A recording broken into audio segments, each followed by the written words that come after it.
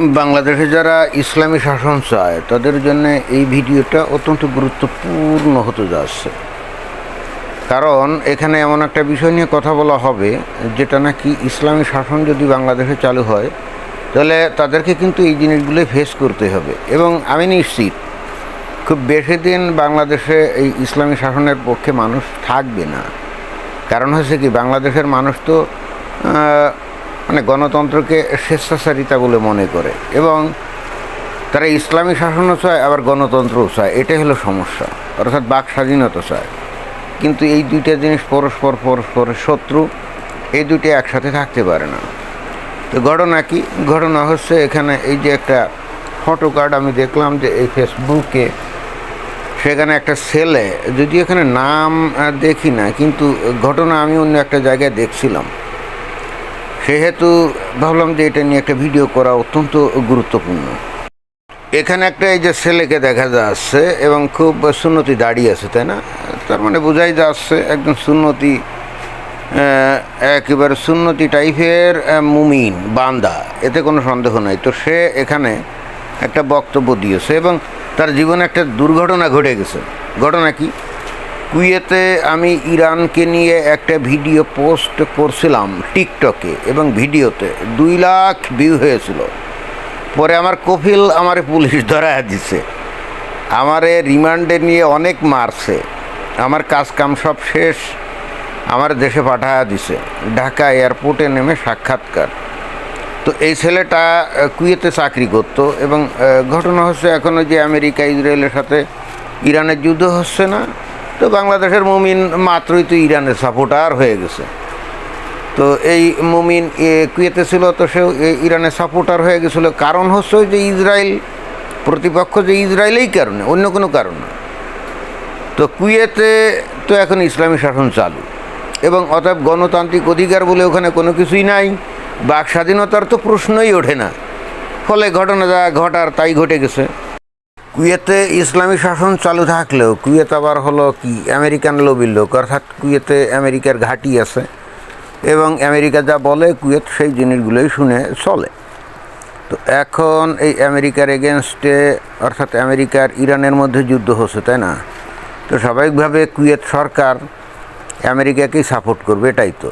এখন কুয়েতের সরকার যেটা বলবে জনগণকে কিন্তু সেটাই মানতে হবে। ওর বাইরে গিয়ে কোনো কথা বললেই কিন্তু সেটা দেশদ্রোহী তার পর্যায়ে পড়বে।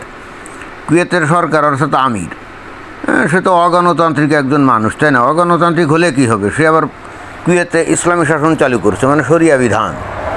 এখন শরিয়া বিধানে তো আপনার গণতান্ত্রিক অধিকারও নাই, বাক স্বাধীনতাও নাই।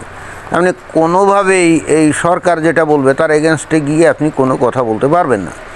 কুয়েতের সরকার যদি আমেরিকাকে সাপোর্ট করে, অতএব আমেরিকার গুণগানই গাইতে হবে। এখানে কুয়েতে বসে আপনি ইরানের পক্ষে কথা বলবেন, জি না, এবং সেটা হয়ে যাবে কিন্তু দেশদ্রোহী তার পর্যায়ে পড়বে, অর্থাৎ সেখানে কুয়েতের সরকারের বিরোধিতা হিসেবে হবে। এবং এখানে বিষয়টা আরও গুরুত্বপূর্ণ, ইসলামী শাসন যদি হয় তাহলে শাসক গোষ্ঠী তখন ইসলামের প্রতিনিধি হিসাবে তারা নিজেদেরকে জাহির করে এবং অতএব তাদেরকে সমালোচনা করাও কিন্তু ইসলামের সমালোচনার পর্যায়ে পড়ে। তো এই ছেলে এত মনে করছে কুয়েত মনে হয় যে বাংলাদেশ, অতএব বাংলাদেশে যা ইচ্ছে খুশি করে, মানে বাংলাদেশে গণতন্ত্র যদি নাও থাকে তারপরেও তো অনেকে যা ইচ্ছা খুশি তাই বলে, তাই না? তো ওই চিন্তা করে সে কিন্তু ওই যে ইরানের পক্ষে সে ভিডিও বানিয়ে পোস্ট করে দিয়েছে এবং 2 লক্ষ ভিউ হয়েছে। কারণ বাংলাদেশের পাবলিকের দৃষ্টি আকর্ষণ করতে গেলে তো আপনাকে কি হতে হবে, ধর্মান্ধ হতে হবে, তাই না? এবং একই সঙ্গে অবাস্তব বিষয়ের প্রতি আপনার ভালোবাসা থাকতে হবে এবং যুক্তিহীন কথাবার্তা বলতে হবে এবং একটা নির্দিষ্ট ধর্মের গুণগান গাইতে হবে এবং ওই ধর্মের লোকজন যা বলবে, যা শুনতে চাইবে আর কি, বাস্তবে তা যদি নাও ঘটে তাহলেও ওই ধরনের গল্প কিচ্ছা বানিয়ে কাল্পনিকভাবে বলতে হবে। আপনি যদি সেটা করতে পারেন তাহলে আপনি কিন্তু বাংলাদেশে হয়ে যাবেন একজন বিশাল হিরো। এই ছেলেটা এই টিকটকে বা ভিডিও, মানে টিকটকে ভিডিও করে আর কি, তেমন কোনো সেলিব্রিটি কেউ না, তাই না? আমরা যেমন অনেক তথ্য উপাত্ত দিয়ে নানা রকম ভিডিও বানানোর চেষ্টা করি, যা সত্য, যা ফ্যাক্ট সেটাই বলার চেষ্টা করি। ওই মনোরঞ্জন করার জন্যে ওই কল্পিত কাল্পনিক গল্প টল্প করে ওই ভিউ ব্যবসা কিন্তু আমাদের উদ্দেশ্য না। কিন্তু এই ছেলেটার উদ্দেশ্য তো ছিল ভিউ ব্যবসা। সে তো দেখছে যে বাংলাদেশের মানুষ একেবারে আপামর জনগোষ্ঠী এখন ইরানের পক্ষে, যদিও আবার ইরান হলো শিয়া, এমনিতে বাংলাদেশের মানুষ আবার শিয়াদেরকে মুসলমান মনে করে না, কিন্তু এখন আবার তাদের পক্ষে গীত গাচ্ছে। তো এই ছেলে বুঝতে পারছে ওই একই গীতের সাথে যদি স্রোতে তাল মিলায় তাহলে তার ভিডিও ভালোই জমবে এবং পাবলিক দেখবে। কুয়েতে থাকে বলে সে তো আর আরবিতে নিশ্চয়ই তার ভিডিও বানায় নাই, বাংলাতেই বানিয়েছে, তাই না? তো যাই হোক বানিয়েছে এবং ফলাফল যা হবার ওই 2 লক্ষ ভিউ হয়েছে। এখন যে কোনো কারণে হোক তার কফিল অর্থাৎ তার মালিক, অর্থাৎ যে মালিকের অধীনে চাকরি করে, সে বিষয়টা ধরতে পেরে পুলিশকে ডেকে ধরিয়ে দিয়েছে। কারণ কফিলও কিন্তু ভয়তে ছিল, কারণ তার অধীনের একজন কর্মচারী, সে কুয়েতের সরকারের এগেনস্টে কথা বলছে। এইটা যদি সে তার নজরে পড়া সত্ত্বেও এটা যদি প্রতিরোধ না করে তাহলে কফিল নিজেই বিপদে পড়ে যেত।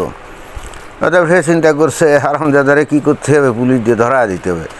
পুলিশ কী করেছে, ঠিকই ধরে নিয়ে ভালো মতো পেয়ে দিয়ে লাথিওষ্টান নিশ্চয়ই দিয়েছে কিছু, তারপরে বৈধ কাগজপত্র সব বাতিল টাতিল করে দিয়ে, ক্যান্সেল করে দিয়ে, পাশায় 2টা লাথি দিয়ে ঘাট ধাক্কা দিয়ে কুয়েত থেকে সোজা বাংলাদেশে পাঠিয়ে দিয়েছে। এবং এটাই কি হওয়ার কথা না? আজকে বাংলাদেশে এই যে বিএনপি ক্ষমতায় আসছে, তাই না? যদি জামায়াত ইসলাম ক্ষমতায় আসতো তাহলে বাংলাদেশের পাবলিক যেভাবে ইরানের পক্ষে গীত গাচ্ছে, এই গীত কি গাইতে পারতো? মোটেও পারতো না। এটা কি বাংলাদেশের পাবলিক জানে? ইন্টারেস্টিং ব্যাপার হলো, এখন যেহেতু জামায়াত বিরোধী দলে আছে, আপনারা খেয়াল করে দেখবেন যে জামায়াত তাদের সমর্থকরাও কিন্তু ইরানের পক্ষে। বাট এরা যদি ক্ষমতায় যাইতো এবং বাংলাদেশে যদি ইসলামী শাসন কায়েম করতো তাহলে এরা কশিনকালেও কিন্তু ইরানের পক্ষে একটা টু শব্দ করতে পারতো না। কারণ এই জামায়াতের সাথে আমেরিকার যে বিশাল সম্পর্ক সেটা তো সবাই জানে, তাই না? ওই যে আমরা শুনি ডিপ স্টেট, তো ডিপ স্টেট মানে কি? আমেরিকার যে ডিপ স্টেট CIA, তারাই তো বস্তুত বাংলাদেশে আন্দোলন আর সংগ্রামের পিছনে ছিল, টাকা পয়সা খরচ করছিল যাতে করে আওয়ামী লীগ সরকার পড়ে যায় এবং পরবর্তীতে যে কোনোভাবেই হোক, ইলেকশন হোক আর অন্যভাবে হোক, জামাত ইসলাম ক্ষমতা আসুক, এটাই যে আমেরিকা চাইছিল। তো তাই যদি হয়ে থাকে তাহলে এখন এই যে আমেরিকার সাথে ইরানের যে যুদ্ধ চলছে, তাই না? তো সেক্ষেত্রে বাংলাদেশ তো দৃঢ়ভাবে আমেরিকার পক্ষেই থাকতো। আর যখনই আমেরিকার পক্ষে থাকতো তখন যে কেউই ইরানের পক্ষে গীত গাইতো তাকে কিন্তু রাষ্ট্রদ্রোহিতার অপরাধে অভিযুক্ত করে ধরে নিয়ে এরকম ফেদানি দিত পুলিশ। এতে কিন্তু কোনো সন্দেহ নাই। তো এই হলো অবস্থা। আপনার ইসলামী শাসন চান অথচ অ্যাট দ্য সেম টাইম বাক স্বাধীনতাও চান, এটা ভাই হবে না। এটা কি বাংলাদেশের পাবলিক আপনারা বুঝেন নাকি বুঝেন না? বুঝলে ভালো, না বুঝলে আর কী করা বলেন। ধন্যবাদ।